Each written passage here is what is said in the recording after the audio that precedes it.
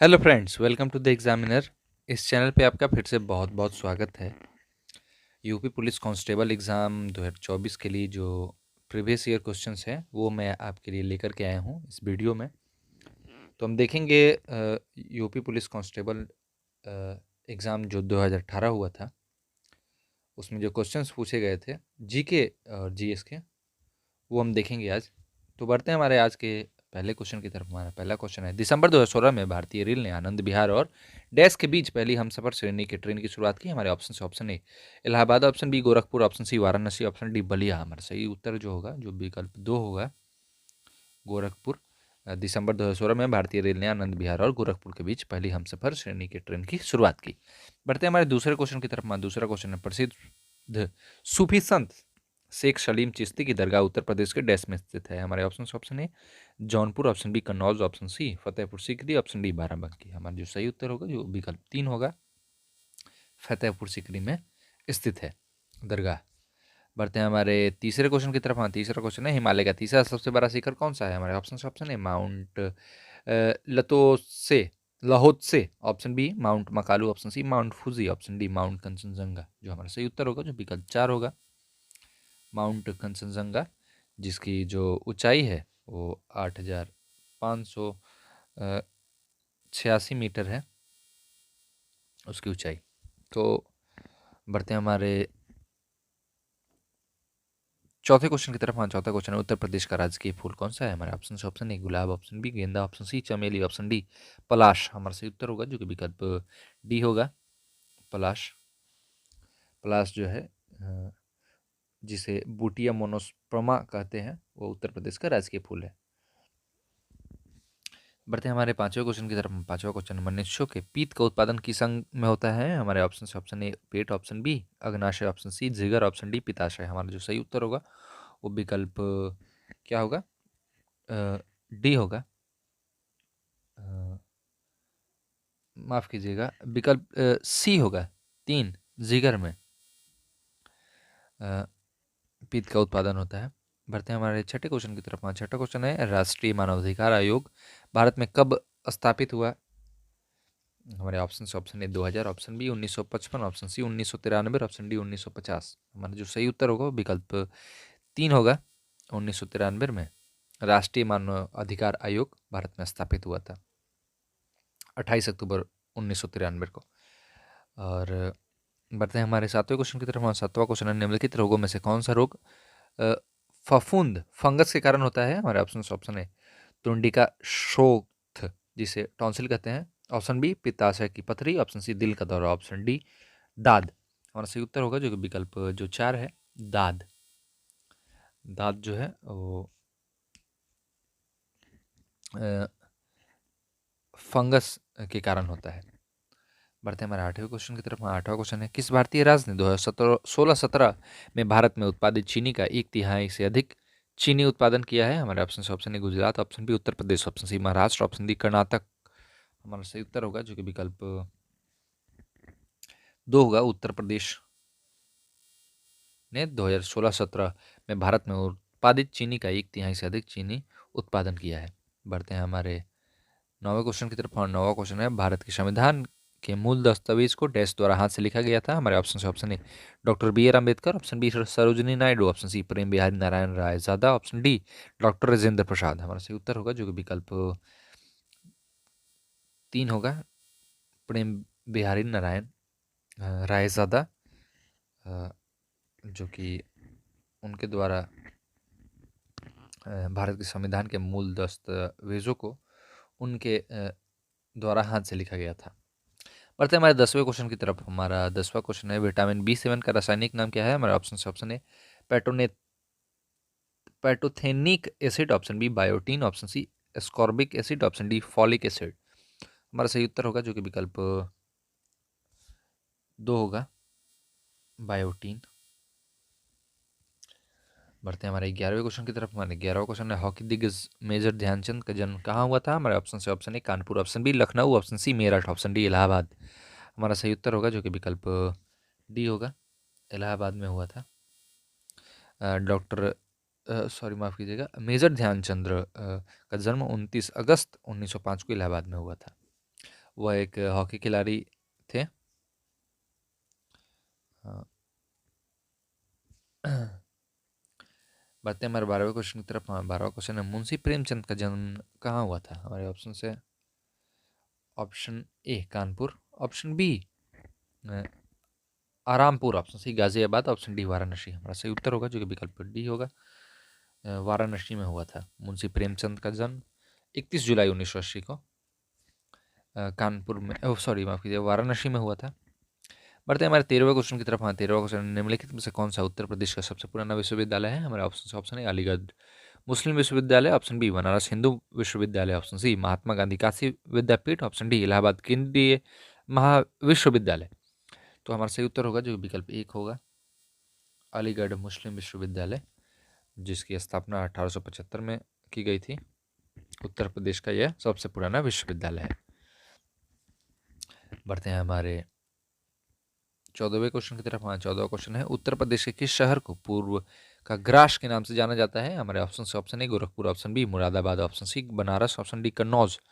हमारा सही उत्तर होगा जो कि विकल्प डी होगा, कन्नौज। ग्रास फ्रांस में एक शहर है जिसे दुनिया के इत्र की राजधानी माना जाता है। उत्तर प्रदेश में कन्नौज को इस इत्र के उद्योग के कारण पूर्व के ग्रास के रूप में जाना जाता है। इसीलिए उत्तर प्रदेश के कन्नौज शहर को पूर्व का ग्रास कहा जाता है। बढ़ते हैं हमारे 15वें क्वेश्चन की तरफ। हाँ, 15वां क्वेश्चन है, किस पड़ोसी देश को land of the thunder dragon कहा जाता है? हमारे option A Burma, option B Nepal, option C Bangladesh, option D Bhutan. तो हमारा सही उत्तर होगा जो कि विकल्प डी होगा, भूटान को land of the thunder dragon के नाम से जाना जाता है, क्योंकि हिमालय की घाटियों में के माध्यम से चलने वाले खतरनाक और बड़े तूफानों के कारण जो भूटान है उसे लैंड ऑफ थंडर ड्रैगन की भूमि के रूप में जाना जाता है। बढ़ते हैं हमारे 16वें क्वेश्चन की तरफ। 16वां क्वेश्चन है, 2017 में कजुआ इशिगुरो को किस विद्या में नोबेल पुरस्कार मिला था? हमारे ऑप्शन ए रसायन विज्ञान, ऑप्शन बी भौतिक विज्ञान, ऑप्शन सी गणित, ऑप्शन डी साहित्य। हमारा सही उत्तर होगा जो विकल्प डी होगा, साहित्य। 2017 में साहित्य का नोबेल पुरस्कार अंग्रेजी लेखक काजुओ इशिगुरो को दिया गया था। बढ़ते हैं हमारे 17वें क्वेश्चन की तरफ। हाँ, 17वां क्वेश्चन है, पाकिस्तान सीनेट में विपक्ष की पहली महिला नेत्री कौन थी? हमारे option A Bilawal Bhutto Zardari, option B Benazir Bhutto, option C Sherry Rehman, option D Mumtaz Mahal. तो हमारा सही उत्तर क्या होगा? हमारा सही उत्तर होगा जो कि विकल्प 3 होगा, शेरी रहमान। बढ़ते हैं हमारे 18वें क्वेश्चन की तरफ। हमारा 18वां क्वेश्चन है, सीकर तकनीक के साथ भारत की क्रूज मिसाइल कौन सी है? हमारे option A Prithvi, option B Garuda, option C BrahMos, option D Narayan. तो हमारा सही उत्तर होगा विकल्प 3 होगा, जो ब्रह्मोस मिसाइल है वो सीकर तकनीक के साथ भारत की क्रूज मिसाइल है, ब्रह्मोस। बढ़ते हैं हमारे 19वें क्वेश्चन की तरफ। 19वां क्वेश्चन है, भारत और पाकिस्तान के बीच कितनी कितनी पार सीमा ट्रेन चलती है? हमारे option A 4, option B 1, option C 2, option D 3। तो हमारा सही उत्तर होगा जो कि विकल्प 3 होगा, 2। भारत और पाकिस्तान के बीच 2 ट्रांस सीमा ट्रेन चलती है, एक समझौता एक्सप्रेस और दूसरी थार एक्सप्रेस। तो जो समझौता एक्सप्रेस है वो दिल्ली लाहौर मार्ग पर चलती है, और दूसरी जो थार एक्सप्रेस है वो जोधपुर और कराची को के बीच चलती है। बढ़ते हैं हमारे 20वें क्वेश्चन की तरफ। हमारा 20वां क्वेश्चन है, हाल ही में एक वैश्विक डेटा चोरी अपराध में किस कंपनी का नाम आया था? हमारे option A Amazon, option B Google, option C Cisco, option D Cambridge Analytica.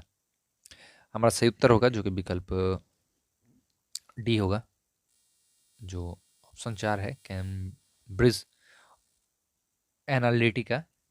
और डाटा के लीक के आरोप का सामना किया था इसने ब्रिटिश परामर्शी कंपनी कैम्ब्रिज एनालिटिका ने। और इसके पास भारत के 600 जिलों और 7 लाख गांवों के आंकड़े हैं। कंपनी इन आंकड़ों को लगातार अपडेट करती है कैम्ब्रिज के पूर्व रिसर्च प्रमुख डेविड वाइली ने बताया कि उनकी कंपनी ने भारत में राजनीतिक दलों और जातिगत आंकड़ा उपलब्ध कराने के लिए भी काम किया है। इसके अलावा पार्टियों को मतदान रुझान के बारे में भी जानकारी बेची गई है। बढ़ते हमारे 21वें क्वेश्चन की तरफ। हाँ, 21वां क्वेश्चन है 15वीं रूस भारत चीन त्रिपक्षीय विदेश मंत्रियों की बैठक दिसंबर 2017 में डैश में हुई थी। हमारे ऑप्शन है Shanghai, option B Beijing, option C Moscow, option D New Delhi. तो हमारा सही उत्तर होगा जो कि विकल्प डी होगा, नई दिल्ली। 15वीं रूस भारत चीन त्रिपक्षीय विदेशी मंत्रियों की बैठक दिसंबर 2017 में नई दिल्ली में हुई थी।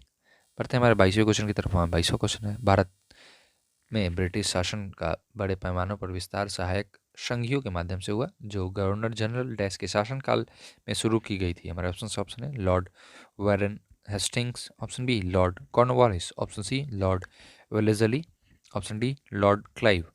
हमारा सही उत्तर होगा जो कि विकल्प 3 होगा, लॉर्ड वेलेजली। बढ़ते हैं हमारे 23वें क्वेश्चन की तरफ। 23वां क्वेश्चन है गुरु गोविंद सिंह की मृत्यु के बाद गुरु की संस्था समाप्त हो गई और सिखों का नेतृत्व उनके विश्वसनीय शिष्य डैश को सौंपा गया। हमारे ऑप्शन है Ranjit Singh, option B Banda Bahadur, option C Ajit Singh, option D Jujhar Singh. हमारा सही उत्तर होगा जो कि विकल्प बी होगा, बी बंदा बहादुर। गुरु गोविंद सिंह की मृत्यु के बाद गुरु की संस्था समाप्त हो गई और सिखों का नेतृत्व उनके विश्वसनीय शिष्य बंदा बहादुर को सौंप दिया गया। बढ़ते हैं हमारे 24वें क्वेश्चन की तरफ। 24वां क्वेश्चन, पाकिस्तान नाम सबसे पहले डैश द्वारा गढ़ा गया था। हमारे ऑप्शन है Mohammad Iqbal, option B Mohammad Ali Jinnah, option C Chaudhary रहमत अली, ऑप्शन डी मौलाना आज़ाद। हमारा सही उत्तर होगा विकल्प 3 होगा, चौधरी रहमत अली। पाकिस्तान नाम का उल्लेख चौधरी रहमत अली ने अपनी एक पुस्तक में किया था, जिसका शीर्षक 1933 में नाउ या नेवर था। वह जो थे वो मुसलमानों के लिए एक अलग राज्य के निर्माण के लिए पहले समर्थन में से एक था। और एक कश्मीरी पत्रकार के हाल के शोध से पता चलता है कि यह नाम 1928 में गुलाम हसन शाह काजमी द्वारा दिया गया था। 1933 में चौधरी रहमत अली द्वारा नहीं था।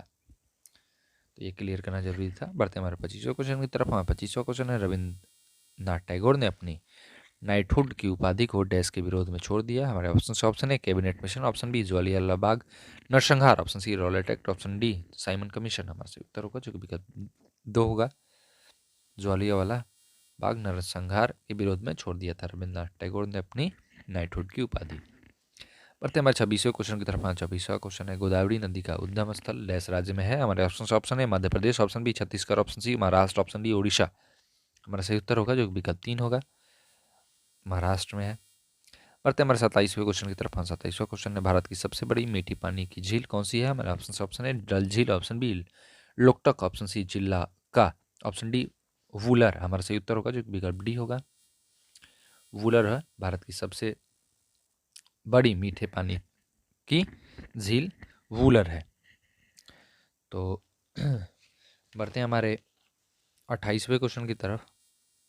हमारा 28वां क्वेश्चन है भारतीय संविधान में कानून बनाने की निर्धारित प्रक्रिया काफ़ी हद तक डैश के संविधान द्वारा प्रभावित है। हमारे ऑप्शन है दक्षिण Africa, option B Germany, option C Japan, option D संयुक्त राज्य अमेरिका। हमारा सही उत्तर होगा जो कि विकल्प 3 होगा, जापान। भारतीय संविधान में कानून बनाने की निर्धारित प्रक्रिया काफ़ी हद तक जापान के संविधान द्वारा प्रभावित है। बढ़ते हैं हमारे 29वें क्वेश्चन की तरफ। 29वां क्वेश्चन है शिक्षा का अधिकार RTE अधिनियम वर्ष डैश में भारत की संसद द्वारा अधिनियमित किया गया था। हमारे ऑप्शन है 2006, option B 2007, option C 2008, option D 2009। हमारा सही उत्तर होगा जो कि विकल्प डी होगा, 2009। शिक्षा का अधिकार अधिनियम वर्ष 2009 में भारत की संसद द्वारा अधिनियमित किया गया था। बढ़ते हमारे 30वें क्वेश्चन की तरफ। 30वां क्वेश्चन है महाराजा सवाई जय सिंह द्वितीय ने डैश में एक खगोलीय वेधशाला स्थापित की। हमारे ऑप्शन है Ujjain, option B Shimla, option C Bharatpur, option D Jodhpur. हमारा सही उत्तर होगा जो कि विकल्प ए होगा, उज्जैन में स्थापित की एक खगोलीय वेधशाला। महाराजा सवाई जय सिंह ने दिल्ली, मथुरा, वाराणसी, उज्जैन और जयपुर में 5 वेधशालाएं बनवाई, मुख्य रूप से भारतीय खगोल विज्ञान पर निर्भर इन इमारतों का उपयोग ग्रहण और अन्य खगोलीय घटनाओं की सटीक भविष्यवाणी करने के लिए किया जाता था। और इनमें से जयपुर स्थित केवल एक ही वेधशाला परिचालन में है। तो बढ़ते हैं हमारे 31वें क्वेश्चन की तरफ। हाँ, 31वां क्वेश्चन है, यूनियन टीकाकरण कार्यक्रम के रूप में केंद्रीय स्वास्थ्य मंत्रालय ने डैश के विरुद्ध दोहरे संरक्षण के लिए एकल टीके का शुभारंभ किया। हमारे ऑप्शन है खसरा और रूबेला, ऑप्शन बी खसरा और गलसुआ, ऑप्शन सी रूबेला और तपेदिक, ऑप्शन डी इन्फ्लुएंजा और गलसुआ। हमारा सही उत्तर होगा जो कि विकल्प ए होगा, खसरा और रूबेला। बढ़ते हैं हमारे 32वें क्वेश्चन की तरफ। हमारा 32वां क्वेश्चन 2011 की जनगणना के अनुसार उत्तर प्रदेश के किस जिले की जनसंख्या सबसे ज़्यादा है। हमारे ऑप्शन है Gorakhpur, option B Lucknow, option C Allahabad, option D Bareilly. हमारा सही उत्तर होगा जो कि विकल्प 3 होगा, इलाहाबाद। 2011 की जनगणना के अनुसार उत्तर प्रदेश के इलाहाबाद जिले की जनसंख्या सबसे ज़्यादा है। बढ़ते हैं हमारे 33वें क्वेश्चन की तरफ। 33वां क्वेश्चन, निम्नलिखित में से किस रियासत ने 1947 में पाकिस्तान में मिलने की घोषणा की थी, जिसके बाद में जनमत संग्रह के बाद इसे भारत में शामिल होने के लिए मजबूर होना पड़ा था। हमारे ऑप्शन है Rampur, option B Junagadh, option C Faridkot, option D Porbandar. तो हमारा सही उत्तर होगा जो कि विकल्प 2 होगा, जूनागढ़। बढ़ते हैं हमारे 34वें क्वेश्चन की तरफ। हाँ, 34वां क्वेश्चन, निम्नलिखित भारतीय राज्यों में से किस में से कर्क रेखा नहीं गुजरती है। हमारे option A Rajasthan, option B Tripura, option C Mizoram, option D Uttar Pradesh. हमारा सही उत्तर होगा जो कि विकल्प डी होगा, उत्तर प्रदेश।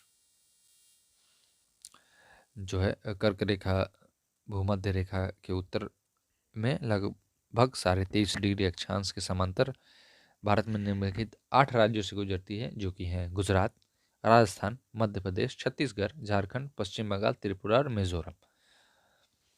बढ़ते हमारे 35वें क्वेश्चन की तरफ। 35वां क्वेश्चन, निम्नलिखित भारतीय राज्यों में से किस राज्य में द्विसदन विधानमंडल नहीं है। हमारे ऑप्शन है उत्तर प्रदेश, ऑप्शन बी जम्मू और Kashmir, option C Tamil Nadu, option D Karnataka. हमारा सही उत्तर होगा जो कि विकल्प 3 होगा,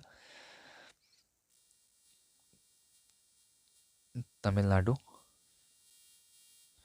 बढ़ते हैं हमारे 36वें क्वेश्चन की तरफ। 36वां क्वेश्चन है, भारत की संविधान सभा की संघ शक्ति समिति के अध्यक्ष कौन थे। हमारे ऑप्शन है doctor Rajendra Prasad, option B JB Krishna Kripalani, option C Sardar Vallabh Bhai Patel, option D Jawaharlal Nehru. हमारा सही उत्तर होगा जो विकल्प डी होगा, जवाहरलाल नेहरू भारत की संविधान सभा की संघ शक्ति समिति के अध्यक्ष थे।